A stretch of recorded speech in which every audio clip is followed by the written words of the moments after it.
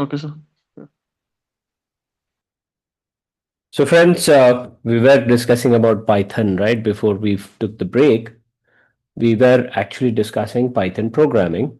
A quick revision of whatever we have discussed.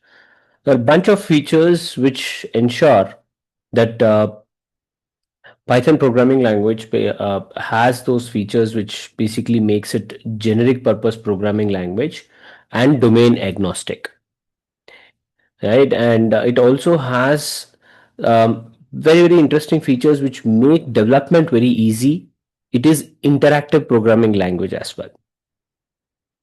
Okay, so these bunch of programming language features make the programming language very popular. Then we talked about variables. Variables basically are nothing but the memory pointers. So because we will be dealing with memory, all the data, all the execution of the logic, everything that we deal with in programming is happening in memory. And because memory does not have any standard uh, file system, right, does not maintain any file system, variables are used for pointing to this content which is residing in the memory, whether it is data, whether it is function, right? We will be trying to temporarily store everything in memory. And because memory does not have a folder structure or nothing like that, it doesn't have any standards, we use variables to map to the content which is stored in the session's memory. This way we will be able to access to that content. And we have also learned that when we are using variables for accessing the content in the session's memory in Python, we try to follow certain rules. Variables cannot start with numbers, they can be case sensitive, except for underscore, no other special character can be used. Right? All these are some of the standards or rules that we have to remember when we deal with variables in Python. Then we discuss about data types. Any data or any content that gets into the digital system, it has to be stored in an appropriate manner so that we can effectively use that content from the digital system. So ultimately, when we are trying to access data or when we are trying to use digital systems, that is computers, to store or manage our data, then we need to ensure that space has to be appropriately utilized when we are storing or when we are retrieving the data, right? Especially space is for storage. And then we'll also need to look at the time that it is taking for us to store or retrieve or make any changes to that particular content. So these are the two specific constraints that needs to be remembered when we are dealing with data on a digital platform. And for that, what we do or what experts have done is they have brought in certain standard rules for dealing with data on a digital computers, and we call that as data structures. And to access this data, we have algorithms. So DSA, this is where everything begins for a programming or a programmer, I should say. So from a DSA perspective, if I only consider algorithms are basically something that we will be developing or we will be accessing from Python. When we talk about data structures, the data basically can be a single value, right? We also call it as atomic or scalar values. When we are dealing with a single value, then that single value can be defined as to start with numeric or non-numeric. The value can be a numeric value or a non-numeric value, right? If it is non-numeric, we simply say it is a string and we put that in quotes. Now, because it is a non-numeric character data, we cannot perform certain arithmetic operations. We can only perform certain operations. So Because these are predefined, depending on the type of data, the algorithms are also defined for processing that data, right? DSA, remember? So because of these characteristics, we cannot perform certain operations on the data, which is illogical, right? So from that perspective, the algorithms are also defined so that we can handle the data properly. First of all, non-numeric data, which is called as string. In the numeric data, we have integer, we have float. Float is decimals, integer is non-decimals. Then we also have something called as boolean, which is true or false or 1 or 0. Only two values are accepted. And then we also have complex numbers. Complex numbers are used for advanced mathematical computations. For regular operations, we really don't go to complex data at all. Now, these standard data types, this is how data is understood by your computer. So we call it as data types. And these data types are by default defined for every programming language, not just Python. We call them as primitive types. Primitive data types. By default, it will be there for atomic or scalar values. That means single value. But if I have a collection of data points, right, then these collections again basically are customized data types or complex data types that are defined in Python. Some of them can be customized dynamically when we are writing the program. Some of them are predefined. These predefined data types, collection of data types, to start with, are called as sequential data types.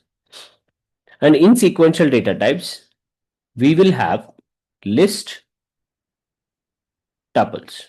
Okay, these are the two starting sequential data types that we will have to look at. A list and a tuple are very similar, except for two features. One is, of course, the representation. This is one of the ways to differentiate between list and tuples. But what is the characteristic? This is mutable. That means we can change. After creating that data and storing that into the memory, if you want to make any changes to the data, we will be able to do it at a memory level. But we have immutable data type also, tuples, which are basically non-editable. So either create it or completely destroy it from the memory, right? So these are called as immutable. Once it is created, you cannot change or you cannot modify. These are the two sequential data types, and the point is these are having indexes. That's the reason why they are sequential with respect to index. And in Python, index always starts with 0. So every item or every element of this data object that we are going to create will have default index, which is represented like this, automatically created, and they are always ordered based on this index. Whatever the data is entering, each data point that enters into these data objects, they will be automatically ordered based on the index. And the data in Python is always handled using stack application, stacks. First in, last out, or last in, first out. So it's like a stack. And then when we put something, the first thing that we put goes at the last, right? To the first position, then second, then third, then fourth, fifth, like this. So this is the index that you will see for the data. So if I want to remove, I will be able to pick up the first one out. So first in, last out, or last in, first out. So this one will go out first. Okay, so this is the strategy that is implemented for sequential data types. Well, Moving on. We also have a collection of data points without indexes, which is called as sets. No index. Okay, because of this one property, it's just a collection of data points, right? So because of this non-indexing feature, the sets cannot have duplicates. If a data point is updated or created, I mean added, that's it. You cannot have the same value repeated again because the index is not there. But if an index is there, then every value can be uniquely identified using that index. So I can have the same value repeated twice. But in sets, what happens? I cannot. Even if I want to add 2, I will not be able to add 2 because it is already there. Right? So that's the important point that you need to remember with respect to sets. No indexes, hence no duplicates. So no sequence also. Okay, these are the important points that we look at. Then to these sets, which are represented using flower brackets, if I want to create a label, right, because lists and tuples have indexes. Now, these indexes are nothing but the reference points, labels, identity for every element of that particular object. But in dictionaries, we don't have that. In sets, we don't have that. But if I want to refer to something in sets, then I'll have to manually add the label, right? This object becomes your dictionary. So that means we will have a label, we call that as key, and the respective values will be there. Value or values will be there. So key and value pairs will be there in the dictionaries. Values are nothing but sets. And these values can be defined either using list, tuples, or sets, or nested content of these data types. Okay, and key has to be unique, which is nothing but a variable representing or being used to define these values, and these are colon separated. Key and value pairs will be there in a dictionary. Key and colon are separated by key and values are separated by a colon symbol. Okay, and comma separated pairs will be there. That's our dictionaries. Then we also have strings. We have already explained. String is nothing but a collection of characters data, like sequence of values in a tuple. But the values here in strings are character data, which are enclosed either in single or double or triple single or triple double quotes, like this. Okay, so these are your strings. And these are also immutable like tuples. We cannot simply change a character by identifying that location. Okay, that's fixed. All right, next.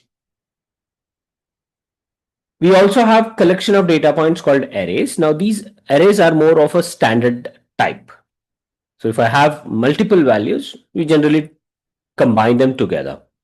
And this arrays object gives Python a flexibility to handle multiple dimensions data as well.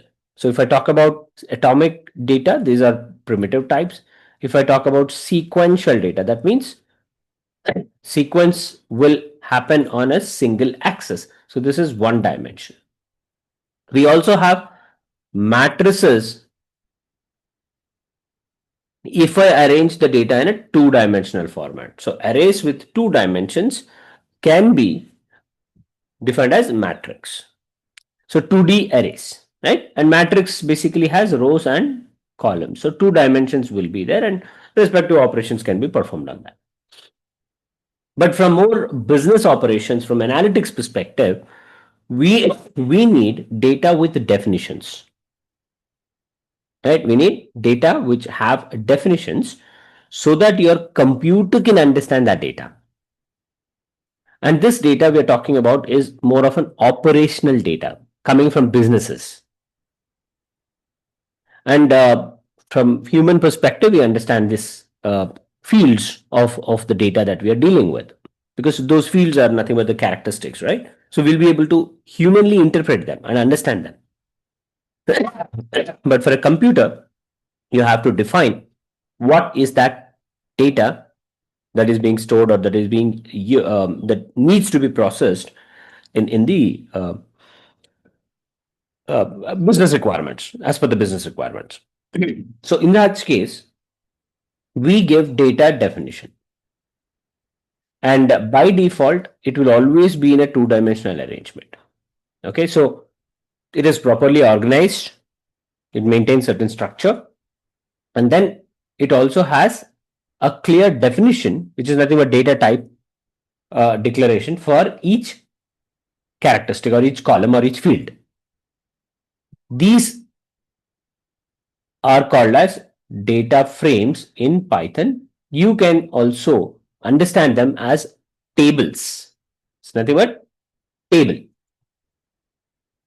And when we perform analytics for Python, we by default use this data frames. Okay, this is called as a default data type or data abstraction, data style. Okay, so this is very, very important. A data frame is by default created for your tabular represented data. We call this as structured data. So we may have a table directly from databases where we have the right definition properly given to the each table. And then we may also have semi-structured data. Semi-structured data, right? Structured data, semi-structured data, and unstructured data. So in Python, we can deal with both of these. Semi-structured data will be in some external files like CSV or XML or HTML, right? These formats. So they have certain standard representation, organized fashion, but data definition may not be there. So what we do, we dynamically add that definition thanks to the capability of Python to understand the data by looking at the values. So what happens? Automatically a data frame is created if you're using any of these semi-structured data objects or semi-structured sources, I should say. So what happens? It becomes a data frame in Python. But again, we will also be able to access unstructured data, manipulate it, and then convert that into a structured representation for further analytics. Okay, so this is a different set of operations that we do. We call them as deep learning algorithms.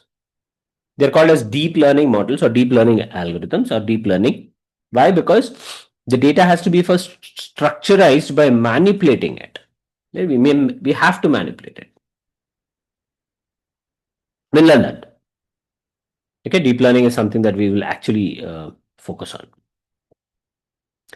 But if these are right in a proper arranged format, and if you're getting the default data abstraction, which is data frame, then on the data frame we will be applying the regular standard statistical based models, which are called as machine learning algorithms. So that's a difference between deep learning and machine learning. It's about how the data is handled. Okay, so these are basic features, and then we talked about different operations that are predefined. Standard operators. So we do arithmetic operation, plus minus, right? These arithmetic operations. Then we also have relational operations, or we also call them as comparison operation. Here we will do comparison of two values, for example. less than, greater than, equal to, not equal to, right? These kind of operations. And relational operator will always result in Boolean output. And then we have assignment operator. Equal to symbol is the standard assignment operator which will add a value to variable. This is the syntax. Okay, and the execution happens from right to left. Though the code is written in left to right, the execution of one single line happens from left to right. So this value will be added to the variable. Okay, and then we have other operators which are available, but they not be widely used. We have membership operator, which basically takes it's like relational operator only or comparational operator only. But membership is basically, as the name says, it is trying to see whether a substring is part of or a subdata is part of main data, whether it is a member of this or not. That is what we are going to validate. So these are the standard operators that we have in Python. Now using them, we will try to define some logical flow of things, right? In our code, we have to define some logic. And we expect computer to follow that logic and give the results. To do such activity, to build a logic, we try to understand some more capabilities of Python. And the first one that we are talking about is conditional statement, which has if else, if and nested if operations. Based on the condition, we are going to write a logic on whether to execute a specific task or restrict, depending on the logic, right? So if condition or if basically will work only when the condition is true. Okay, so it starts like this. If a condition is true, then perform some activity. But what if condition is false? We don't have any logic defined for it, so it ignores. That's one way, if condition. But if I want to take certain action, if the condition is false, if true, I want to take an action 1. If false, I want to take action 2. Then in such case, we add else loop as well, else part also to the same code. And multiple conditions, if I want to verify and execute, then if else if. And then first condition is satisfied, then go to the second condition. Right? If condition is not true, then come to the else part. Right? So these kind of chained conditions are called as nested if conditions. Now, if condition is true, I want to apply this particular task.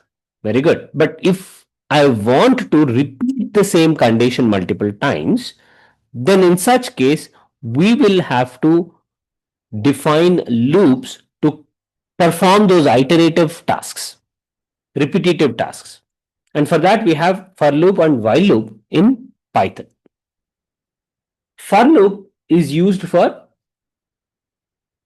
predefined number of iterations. Okay, for loop can create a specific set of repetitions. We also call it as finite loops. Whereas while loop will be purely designed to work with conditions.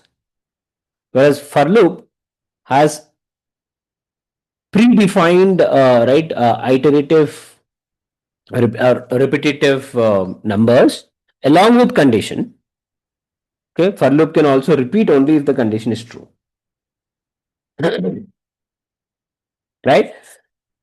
Same way, for while loop, it uses the condition, but unfortunately it does not have a syntax, or it is not designed to work with a predefined number of iterations. That means you can write a logic where you can repeat the same task infinite number of times.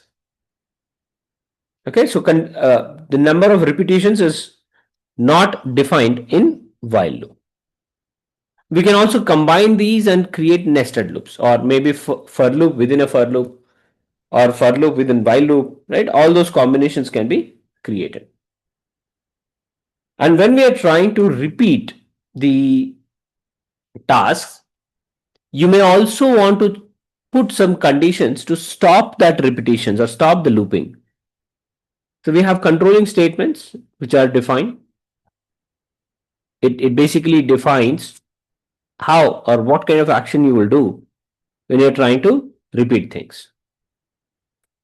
So we have pass, continue, and break. Pass does not do any operation, it just passes the control. The continue will basically not perform one iteration. If I have 10 iterations or 10 repetitions, based on the condition, I might skip one of those 10 iterations. So 9 iterations will perform, right? That is your controls continue statement. Whereas break will ensure that if the condition is satisfied, the entire loop execution will stop. So if I have 10 iterations and at the fifth iteration, my condition is correct, then I will stop there itself. I don't go to the sixth iteration. That is break condition. Whereas continue will not execute only the fifth iteration. It continues with sixth, seventh, eighth until your 10 iterations. So that is the difference between continue and break. Then we talked about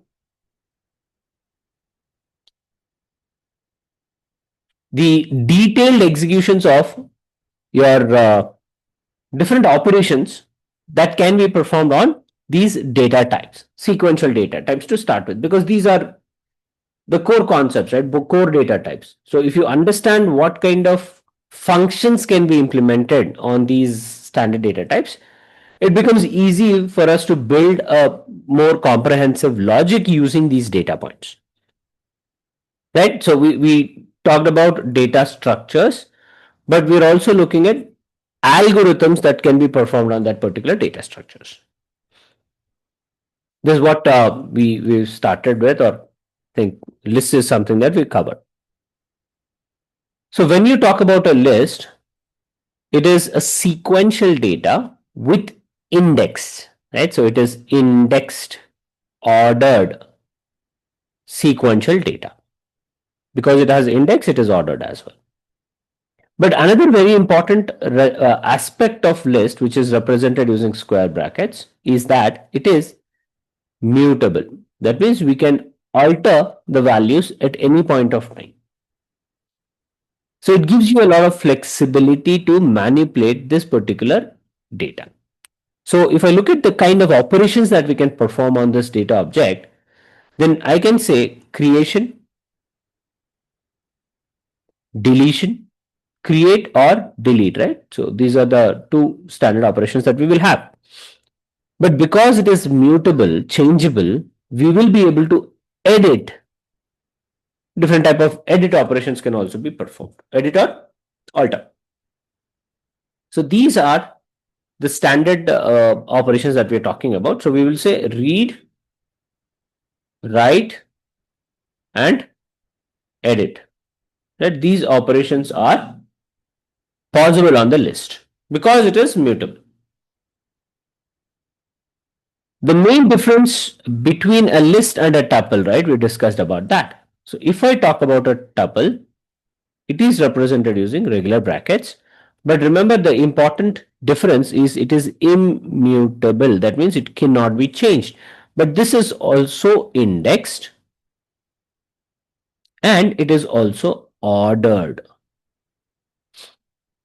Right? So this immutability will restrict any updates to a tuple. So what I can do?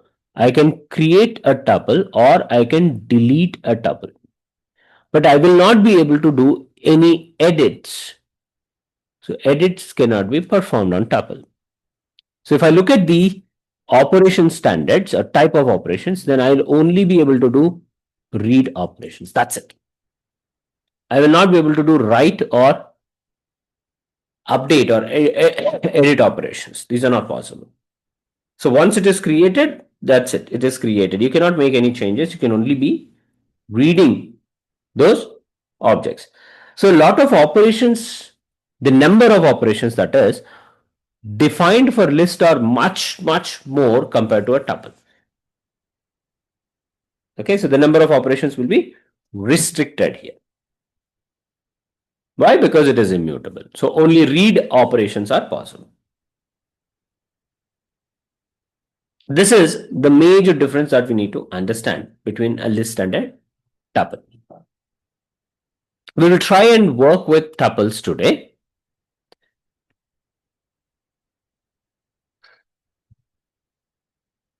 Okay, all right. So let me open the Python and try to fix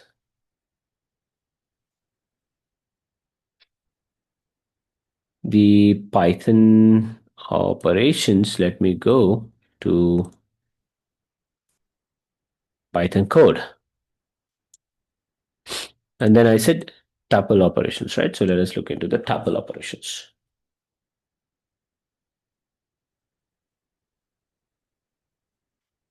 So as I said, tuple is similar to list, and the main difference is that it is immutable. Okay, and to keep it different, in order to ensure that we understand the difference between tuple and a list, the representation also changes. We use regular brackets. All right, now let us directly jump into the operations. A tuple can be created just like how we created a list by defining a sequence of objects or multiple values in enclosed brackets, right? And these enclosed brackets are regular brackets. And one thing is, like lists, tuple can also have different data types. You don't need to have same data type. Like in vectors, if mathematical object vector is taken as a reference, then vector is also a sequential data object, right? It also is represented on a single dimension, and direction is also defined. But vectors can only hold one data type only. Right? You cannot take multiple data types and define it as a vector. Whereas list, yes, it can accept multiple data types. So tuples also allow multiple data types. You can see string, string, string, and then integer. Okay, this way. Comma separated, ordered, right? Ordered, indexed, and ordered data. When I execute this, you can see it says it's a tuple. Right? This is another tuple. I can also create an empty tuple like this. And we can also have a single value as a tuple, or the multiple values. Now, when you define a single value, look at the difference, okay? Atomic or a scalar value will always by default be defined as the primitive data types only. Now, what is the difference between these two? If you carefully observe, in this tuple 4, I put a comma symbol after 50. This comma symbol is telling Python that there is a possibility of having multiple values. So it becomes a sequential data, not a scalar value. But here I did not put that comma, so it becomes a atomic or scalar data. Okay, that's the difference.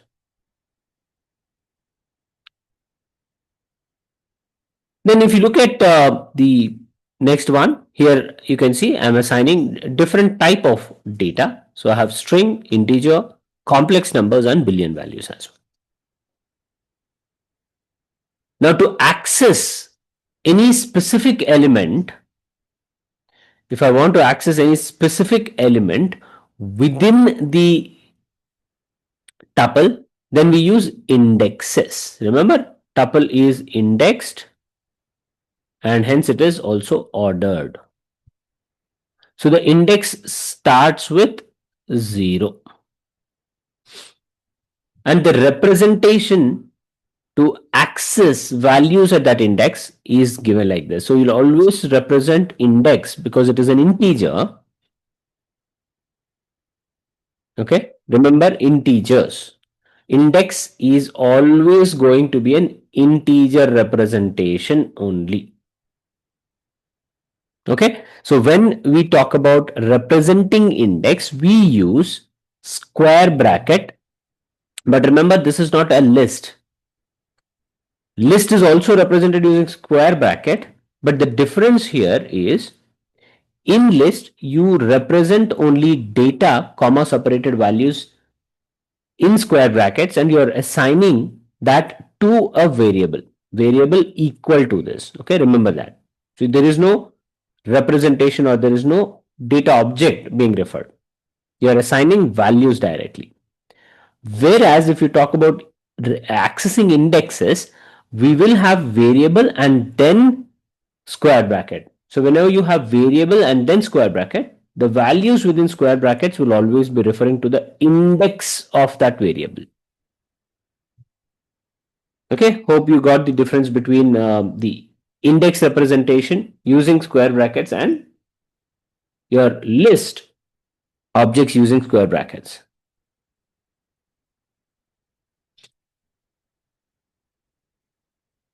So here I am representing variable and then square bracket. That means we want to access the value or we are referring to the value at index 0 of the tuple 1 variable. So tuple 1 I'm referring to this and then I'm talking about value at index 0. If I double click this, you'll be able to see the indexing as well.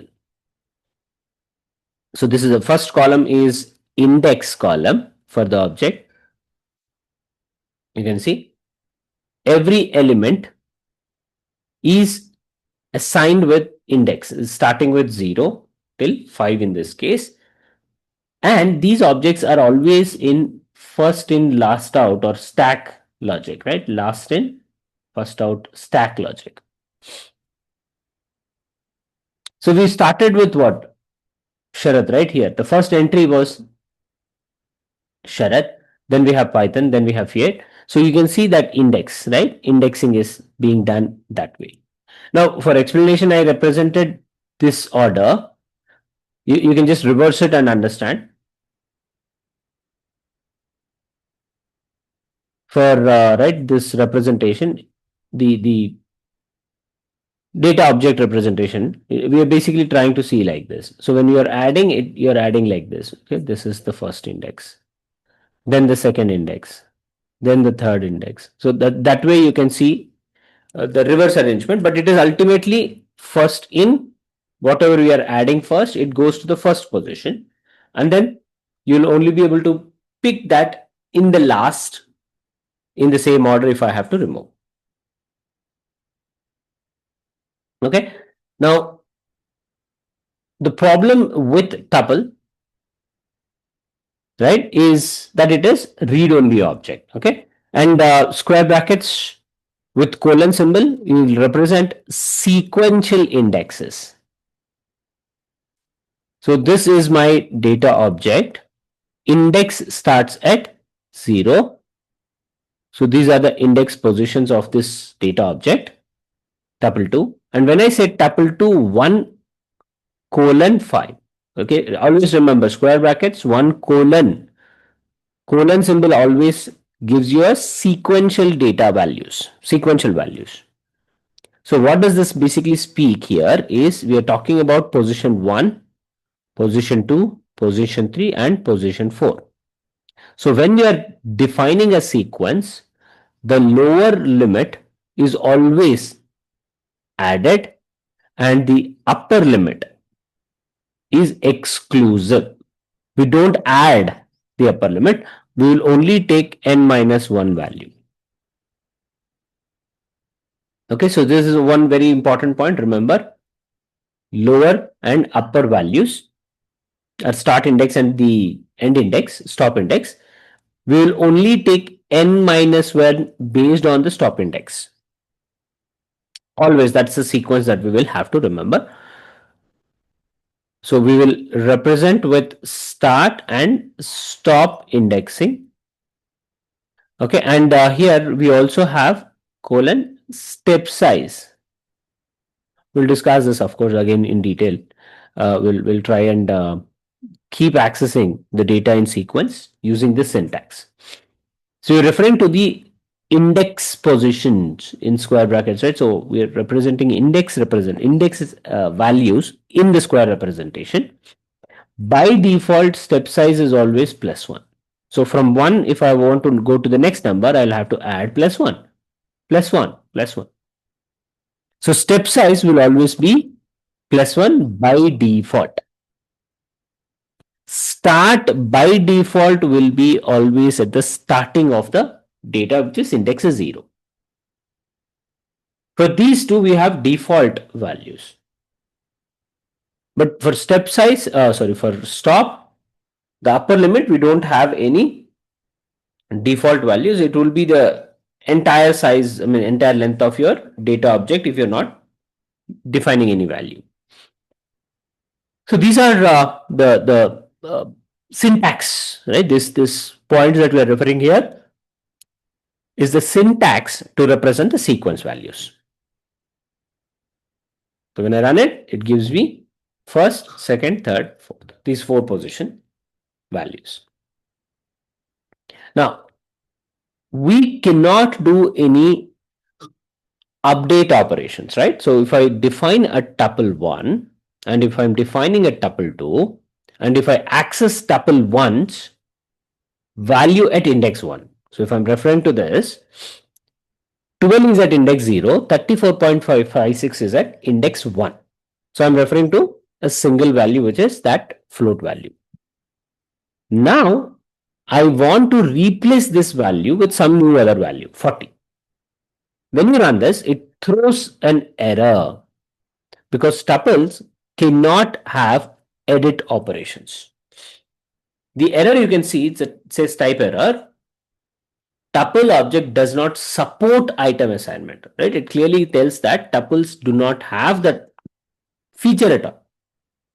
Does not support. Okay. We call it as item assignment. And remember I said string is like tuple. So if I take a string and represent like this, and if I want to change a specific value of that sequence, I will not be able to do. It also throws the same error. Object does not support item assignment. Okay. String manipulations, yes, we will do, but direct assigning a value at a specific index position, the operation does not support. It's not supported in strings as well. Okay. So strings are similar to a tuple. Now we can perform arithmetic operations like this, just like we have seen in list also, list operations. Tuple 1 plus tuple 2 basically means we concatenate the values of both in the same order to create a new tuple. And if I try to do multiplication operation, this multiplication can be nothing but an addition operation only, right? So if I say tuple 1 multiplied by 3, that means I am repeating the tuple 1 3 times. Right? So whatever values we have in tuple 1, these tuple 1 values will be repeated thrice.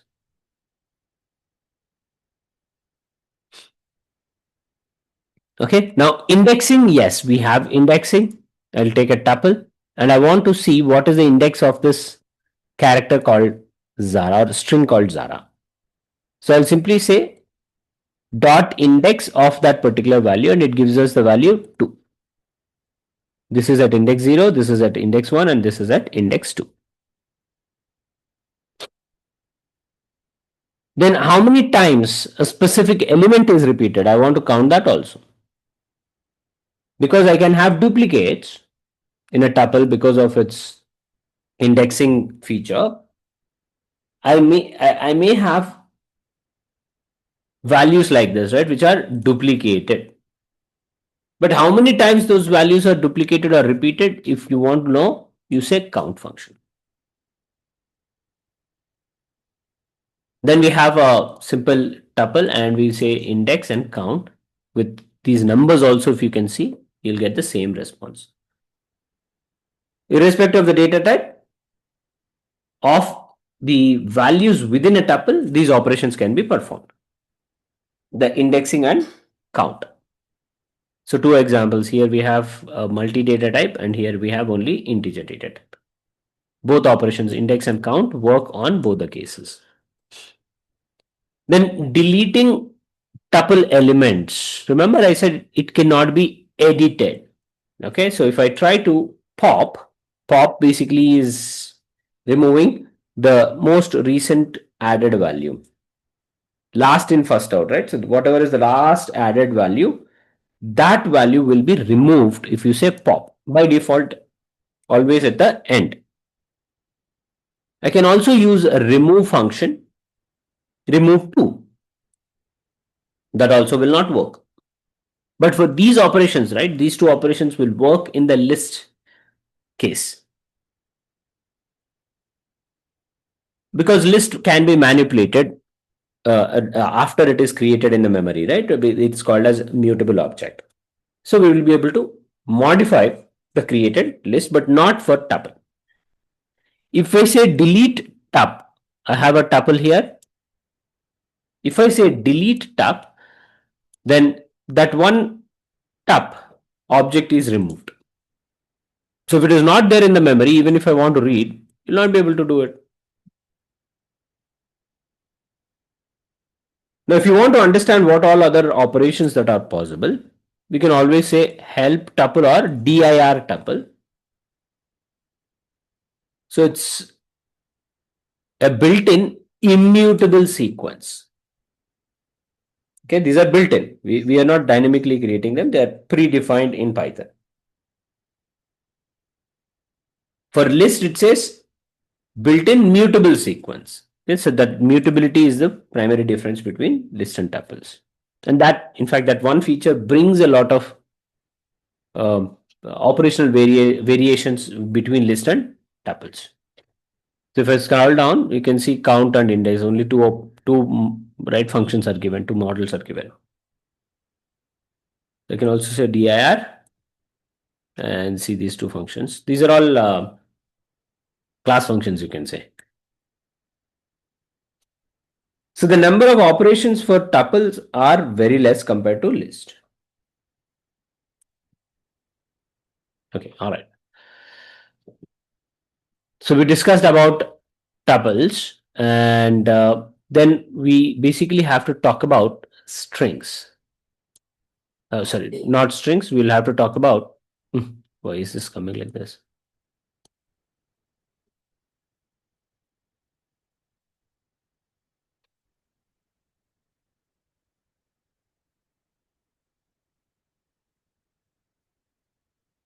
Got it.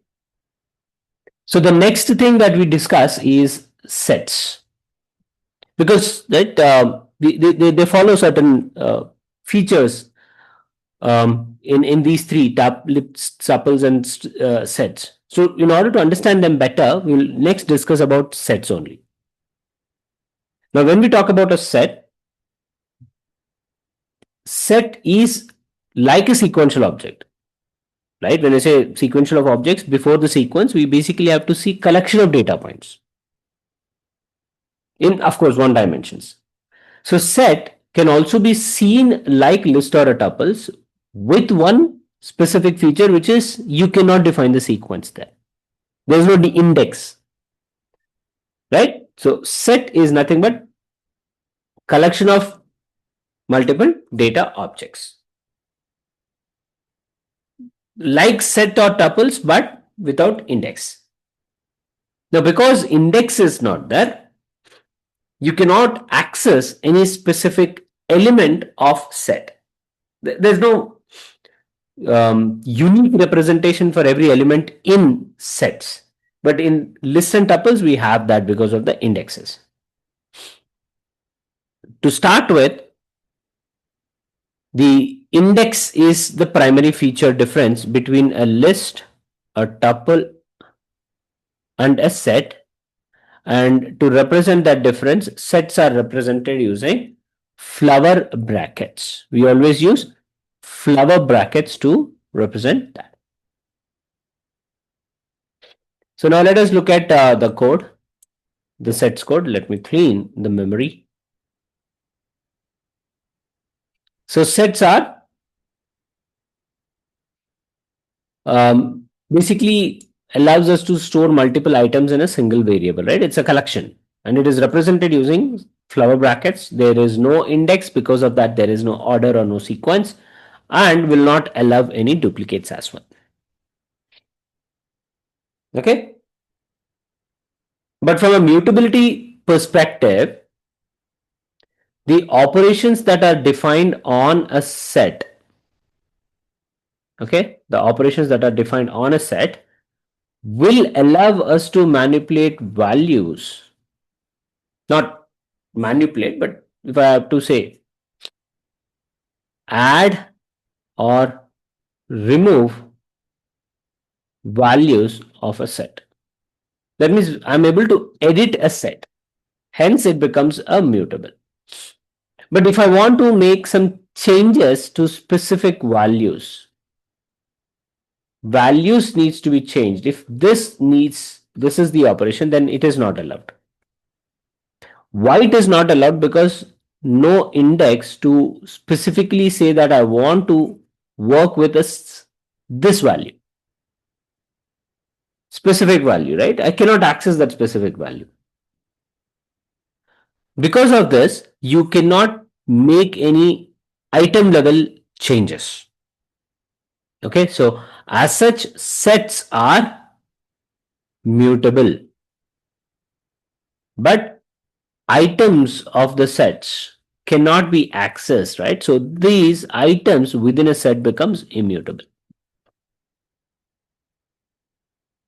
Okay, so let us see what that basically means, and we will also have a variation of set called frozen sets. Now these initially I mean, if you look at this, there is no index, right? So we'll always call it as unordered collection. Okay, unordered collection, and no duplicates are allowed, so you'll only have unique objects. A set can be defined just like list or tuples by directly assigning values, but here the representation changes to flower bracket. So when I run this, you can see normal underscore set is actually a set. That's a variable which basically is defined as a set. There's another example here, set 1. Now look at the order at which the values are written here. A, B, C, and then F. Okay. But if you look at the order in the memory, if you open normal set, if you open right like this, the important thing is index column is not there. First thing. The second thing, there is no order. Here it says A, C, B, F. When I double click and check, it says A, B, F, C. Right? So it keeps randomly picking up the collection of objects. There's no index, right? So it becomes random. I'll create another set, A, B, C, D. Okay. So two objects we created. And we don't have to really create everything from flower brackets. What we have done here is taking a list. A square brackets means a list, right? It is a list which is then converted into a set. Okay. So you can do a data type conversions. A set can be converted to a list, or tuple can be converted to anything, right? So all that can be done using the keyword which defines the respective data type. So here I'm saying set, right? That means list will be getting created and that will be converted into a set. Or you can directly create a set using a flower brackets. Right? So this is another set.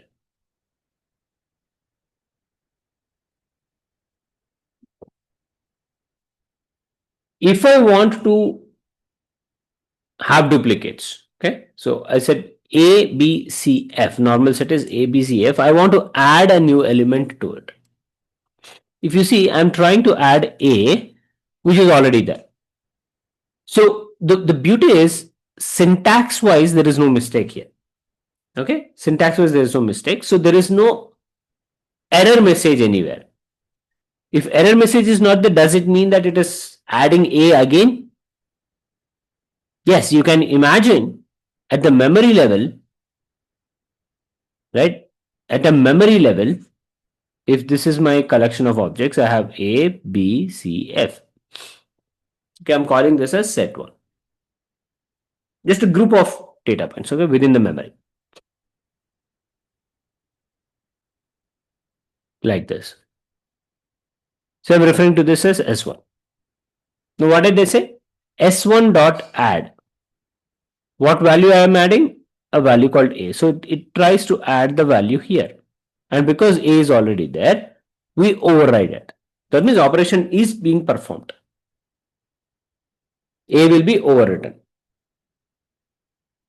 But if I say a new value, A, B, C, F is there, D is not there. So when I'm trying to add a new value which is not present in the set, then you will not get any error. Of course, even in this case, there is no error. But here what happens? Set gets manipulated. Set is actually now 4 elements. When I run this, it becomes 5 elements. Okay, so you can also do a print and you will see the print here. A, B, C, F, D. Again, order is not maintained. See, right? So this is your set operations. As I said, we can convert a list into a set. So I'm defining list and then I'm saying convert that into a set. Job done. My set is a set, right? My list is a list, but my set is a set data type. Then I'm creating two lists, two sets, set one, set two. Now on these sets, remember we cannot do any direct edit operations. Element wise edit operations cannot be performed because index is not there. But what we do is we try to perform certain operations like combining them, right? Identifying duplicates, etc. So here the set of operations are completely different compared to the operations that we have seen for list and tuples. Here we have something called as intersection. Intersection is like union, okay? Combination, both you have whatever is common. So I have 1, 2, 3, 1, 9, 0. So what is common? 1 is common, right? So if I print that, you'll get 1. Intersection or union, okay? You can either call it as intersection or union. Not union, sorry. And operation, my bad. So this is intersection, right? You're capturing that part.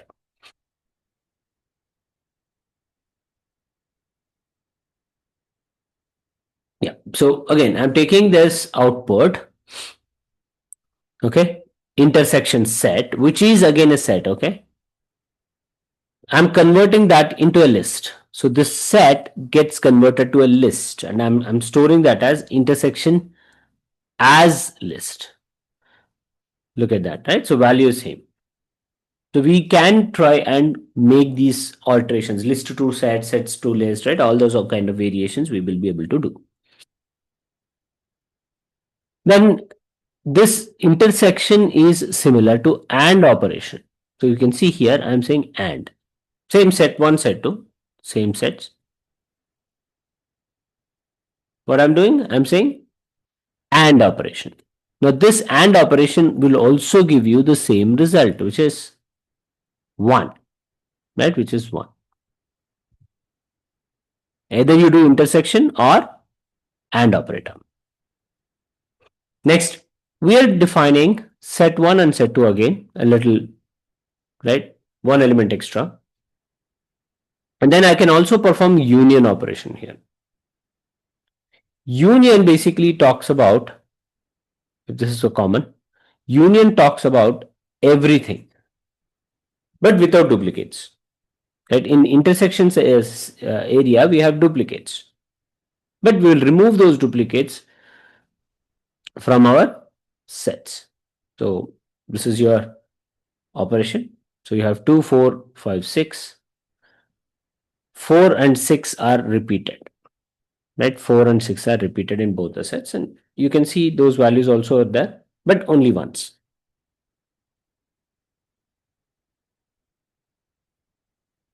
We can either perform union or we can say OR operation. So intersection is AND operation, union is OR operation.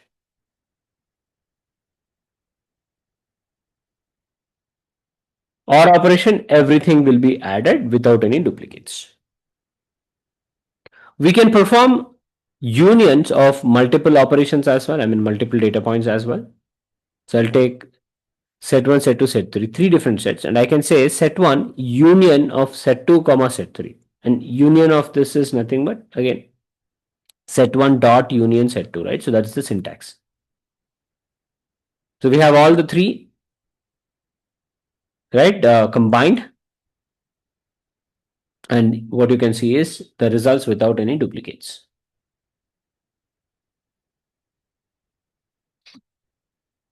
Okay, next I'm defining two sets once again, two different sets, and you can see 3, 4, 5, 6, 7, 8. These are the common. So whatever is not common is 1 and 2. So if I do an OR operation, everything will be there, which is nothing but set 1. Set 3 is like set 1 only. Same. Okay, so 9 elements, this one. AND operator will give me only those which are unique in both the cases. So you say set 4 will be unique in both the values is except for 1 and 2, everything else is unique. So we are taking AND operation, right? That is intersection. Then I can also perform subtraction. Set 3 minus set 4. So set 3 has 9 elements, set 4 has only 7 elements. So when you subtract, set 5 will give you 2 elements. Okay, whatever is not common, only those elements will be remaining.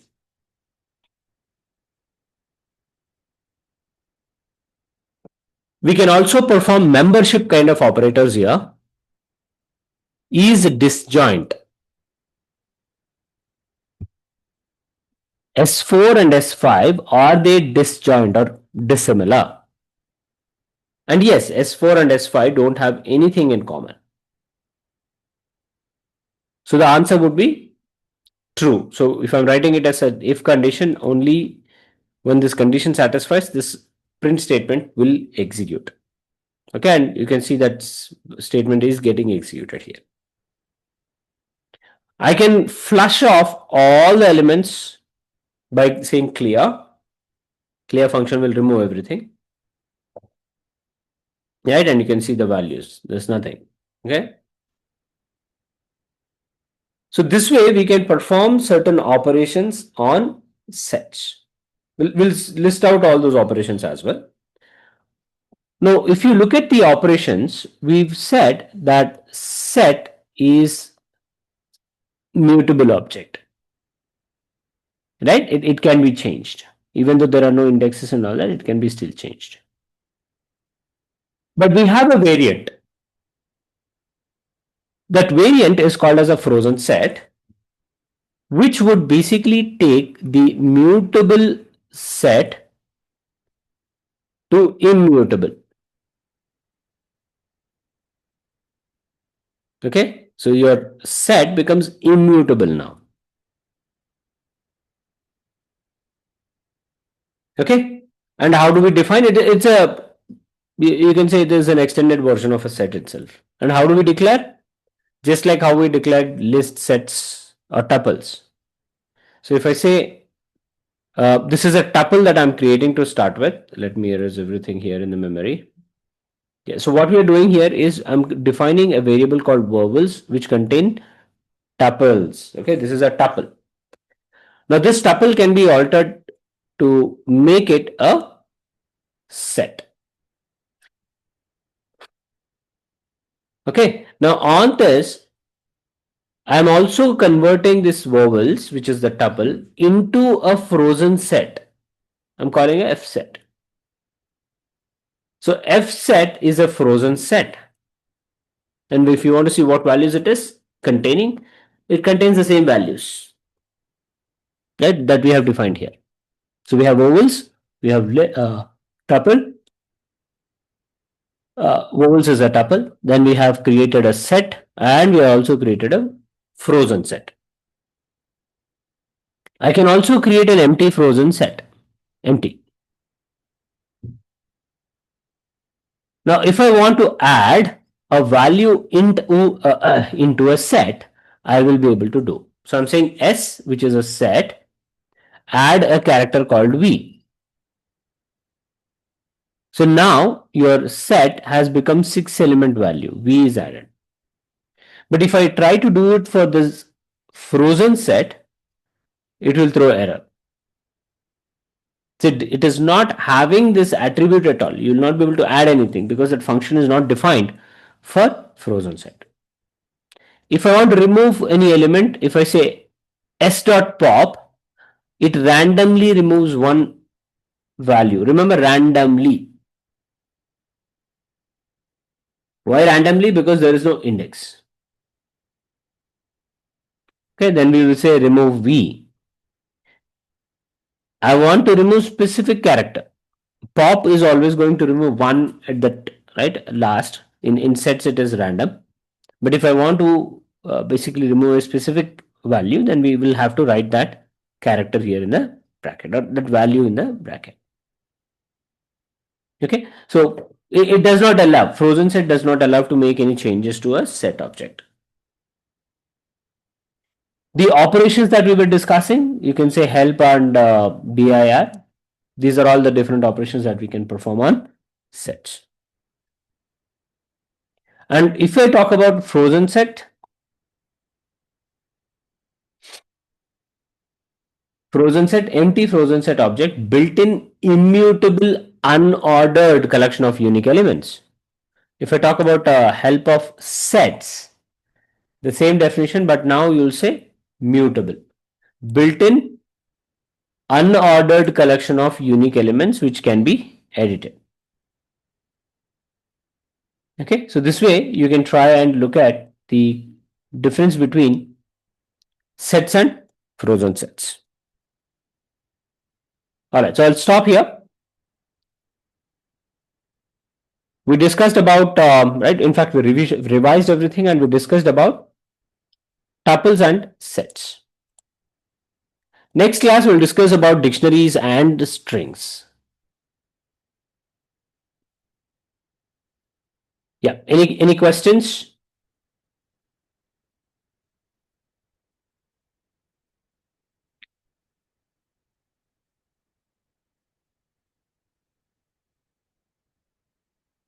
No questions. All right. All right. So we'll stop here.